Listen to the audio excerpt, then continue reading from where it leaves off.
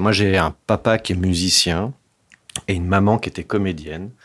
Et je fais partie un peu de ces enfants qui ont des parents qui sont pas allés vraiment au bout de leurs rêves et puis qui, euh, qui ont décidé de pousser leur enfant là-dedans. Je pense plutôt ma mère, parce que mon père, il vivait son truc, il composait dans le KGB. On avait un placard de 2 mètres carrés et il était dedans et il avait tout dedans. C'était sur Atari, Cubase sur Atari à l'époque. Donc j'ai quand même baigné dans la musique.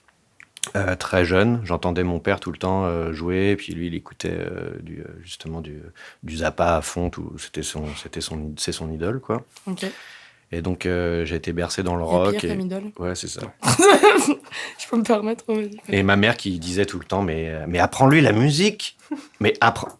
Et lui il disait mais c'est bon, il fera de la musique s'il a envie de faire de la musique. Et donc mon père m'a jamais directement appris à faire de la musique.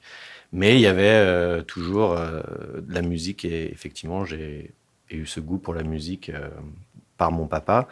Et ma mère a décidé de finalement me mettre au conservatoire très jeune. Oh, donc elle m'a mis au conservatoire. J'ai eu une prof de piano terrible. Oh mon Dieu.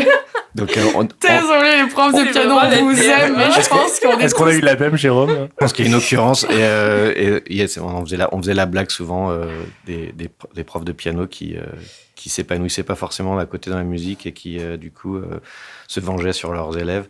C'est des blagues qu'on se faisait entre nous, mais j'ai eu une prof de piano terrible. J'ai passé par tous les instruments, violon, harpe, mandoline. Oh, wow. Mitraillette. Oh my God. Désolé, Pierre, c'était ta blague. Salaud. Rapprochez-vous du monde avec Radio Azul International.